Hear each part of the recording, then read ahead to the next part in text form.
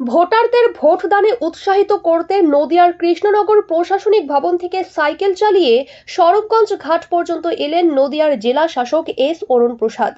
এরপর নবদ্বীপ ঘাট বাসস্ট্যান্ড সংলগ্ন এলাকার বিভিন্ন চায়ের দোকান থেকে শুরু করে ফেরিঘাট এমনকি টোটো এবং অটোতে সাধারণ মানুষকে ভোট দেওয়ার আহ্বান করে স্টিকার পোস্টার লাগিয়ে দেন।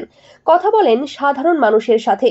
ভোটারদের মধ্যে কোনো রকম ভয়ভীতি রয়েছে কিনা তাও জানতে চান জেলা শাসক সহ অন্যান্য আধিকারিকরা।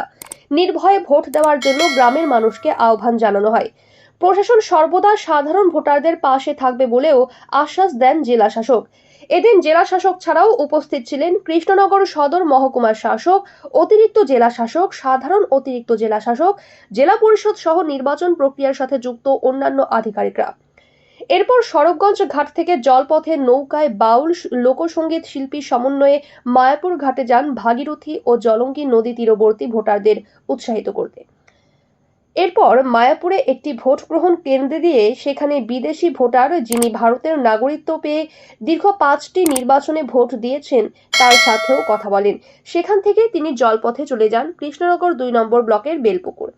সেখানেও সাধারণ মানুষের সাথে কথা বলা সহ সাধারণ মানুষকে ভোট দানে উৎসাহিত করেন। আমাদের নদিয়া জেলার আগামী লোকসভা নির্বাচন 2024-এর জন্য নদিয়া জেলা থেকে আমরা সুইপের যে অ্যাক্টিভিটিগুলো করেছি, অর্থাৎ সিস্টেম্যাটিক ভোটার এডুকেশন আর ইলেকটোরাল পার্টিসিপেশনের জন্য আমরা বিভিন্ন অ্যাক্টিভিটি করেছি। কালকে আপনারা ছিলেন সবাই, একটা কুইজের অ্যাপ লঞ্চ হয়েছে। সেই অ্যাপের যে কিউআর কোড আছে সেটা আমরা আজকে মায়াপুরের মধ্যে অনেকটা যে দোকানগুলো আছে তাদেরকে আমরা ওটা ডিস্ট্রিবিউট করেছি এবং আমরা একটা বুথ ভিজিট করেছি যেখানে আমরা যে বিভিন্ন লিগ্যাল পদ্ধতির মধ্যে যারা ন্যাচারালাইজ সিটিজেন্স যারা আছে তাদেরকে মানে যারা সিটিজেনশিপ পেয়েছে, ভারতবর্ষের নাগরিকতা পেয়েছে, তারা এবার যে যারা প্রথমবার ভোটাধিকারটা প্রয়োজন করতে চলেছে তাদেরকে কিন্তু আমরা এই যে আমাদের যে ভোট পদ্ধতিগুলো নিয়ে আমরা তাদেরকে সচেতন করেছি এবং তাদেরকে অনুরোধ করেছি যে আগামী যে লোকসভা নির্বাচনের জন্য যারা অংশগ্রহণ করে।